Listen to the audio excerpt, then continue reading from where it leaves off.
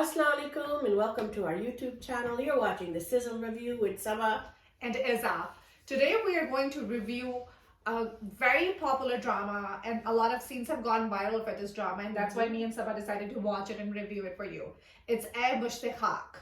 So Musht translates to "Oh Handful of Dust." The writer is Maha Malik and the director is Ehsan Talish.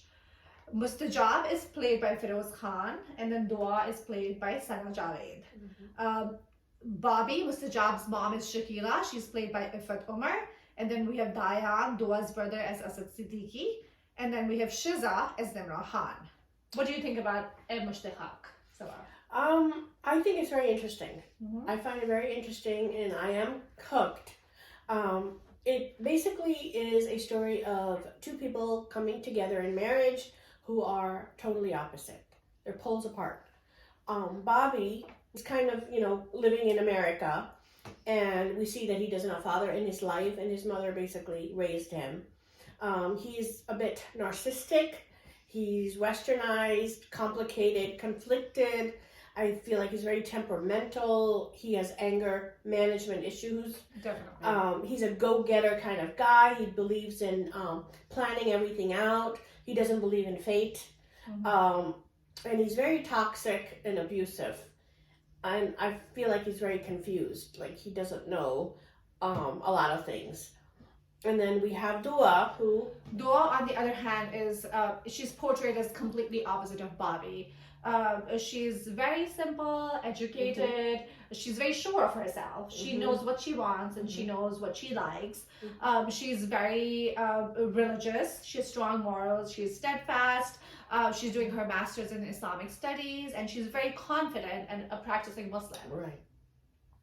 So here we see the good girl and the bad boy.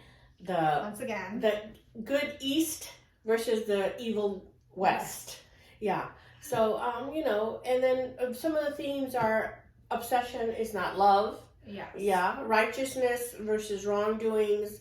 And, here we see glorifying flawed men as heroic, Yeah, so that's what, I think a lot of people are having issue with, and that's what I'm struggling with as well.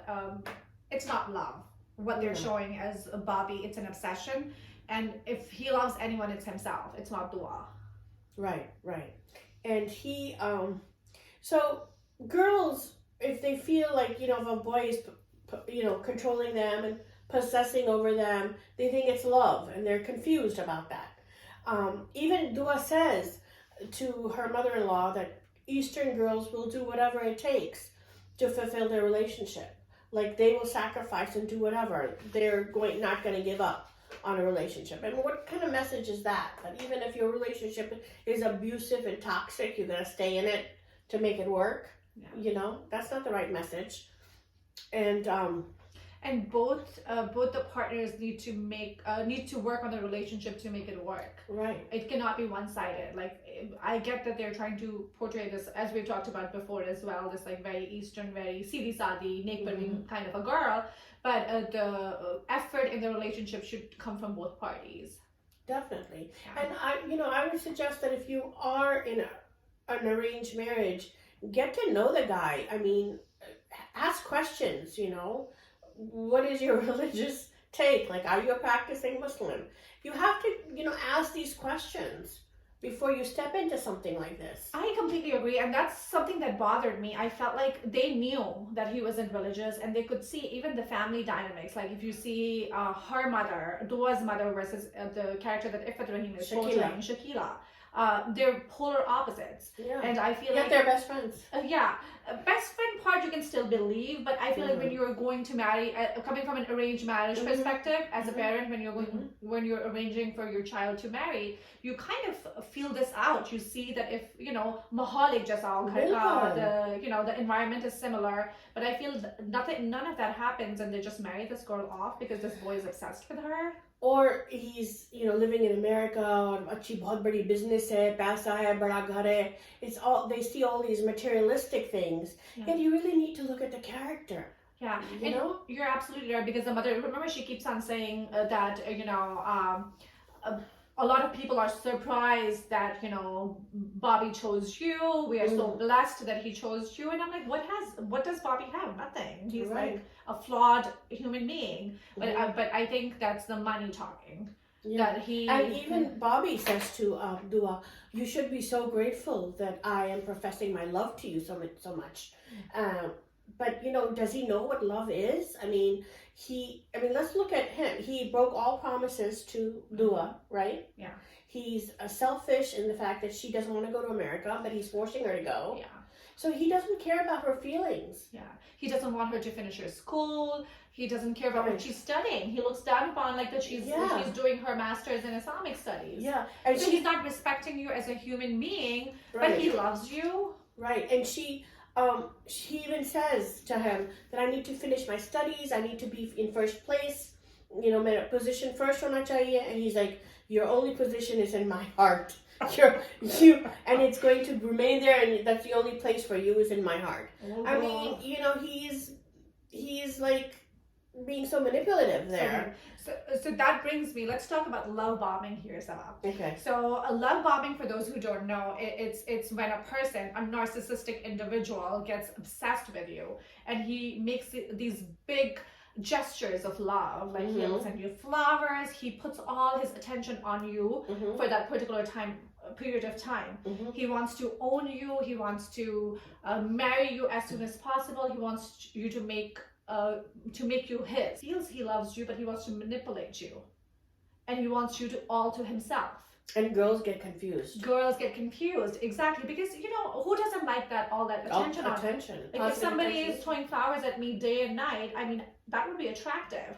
But I think we need to be able to understand the difference between, you know, true love and, you know, love that's going to last versus this obsession, toxicity that is being portrayed here. Right. And it gets clouded, you know, by all that attention. Yeah, especially you know, young girls who and you know, a lot of the times they haven't had any male attention before this rishta comes. Right. And this rishta comes with this guy who's all like into you. That's might seem attractive, but it's not. He's so creepy.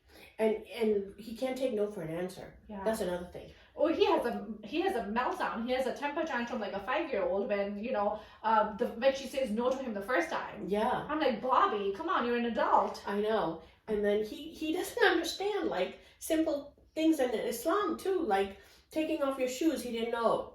Yeah, that was, masjid, or to do wuzu. Yeah. Or like, you know, he doesn't respect the fact that Ramzan are. Yeah. And that she doesn't want to go on a honeymoon during Ramzan. I mean, he doesn't respect. And you know, so this bothers me, Sabah. So they're showing him that he was raised in the West and that's why he is like this. And no, like we are raising our children here, and we make a lot of effort to introduce them to, you know, Islam. We go to Sunday school. Exactly. And we socialize with other Muslims, so our kids have like a strong like community.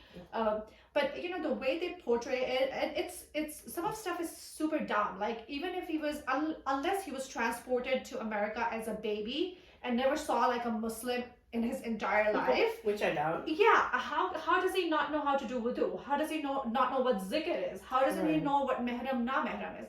It's just that like whole angle where they're playing dumb. For a person who was raised in an Islamic society for a certain period of his life, even if he went for college to America, so he spent all his like childhood and a part of his adult life in Pakistan. So how does he not know these things? And what about the nikah? Like he had the nikah with her, and then rukhsati nahi hui hai, and then he wants to, you know, he invites her to her place. Invites, he kidnaps her. Right, without her knowledge, and she's like, "Where's your mom?" And he's like, "Oh, she's in Islamabad or something." And then she sees him in the robe. He comes off in like a robe, like Hugh Hefner. With his chest hair. And then velvet robe. And then he's, you know, lighting candles and roses. And he said, "Come out of Nicole. Yeah, you're my wife." And she's like, you know, "Take me back home. I want to go home right now." He didn't understand. Yeah. And you know, how dumb are you, man? How dumb are you? It was, that was such a stupid scene to me as well. And then how Dua reacted to her. And then her brother shows up like suddenly to pick her up, and she's crying and she's upset. And I feel like, why wasn't this whole incident a bigger deal in their eyes? I felt like it was, they just like let it go. Yeah. I was like, you barely escaped like a hashtag Me Too moment here, and you're okay with it. Yeah. I mean, I think even they try to have Dayan as a very calm and cool character. I think Yeah. who loves her sister and will do whatever it takes to not make her, better Sean or anxious. Yeah, I like their relationship, Dayan and the was. Yeah, definitely. Yeah, but like I felt like it was just the scene that did not make any sense to me. And it was done, and then everybody forgot about it. And even like, let's discuss about the part that it was kind of and he's married to her and he's the husband, the thing that he's coming from. There are some things that are religious and there are some things that are cultural. In our culture, अगर निकाह हुआ भी हुआ है, जब तक आपकी रुखसती नहीं होगी, you don't stay with your husband or your wife, So I think, and he should know this. Again, one of those like dumb things where they show him like so removed and that he doesn't know anything. No, he's an adult. He should know these things. And if he doesn't, why isn't he making an effort to understand? I agree. Yeah. I totally agree. And also we see these tropes as Americans being bad, like we see with Shiza, who is this desperate gold digger, and and we see her as being like this evil, toxic character living in America. Again, like Bobby, what is it? Sub America mein jo rehte hain, sahi hote hain. Hey, we are here. We're in America. Yes, and we watch the drama, so please portray us as better humans, I guess. Yeah, in a positive light. Yeah. If she's in America, women are usually very independent.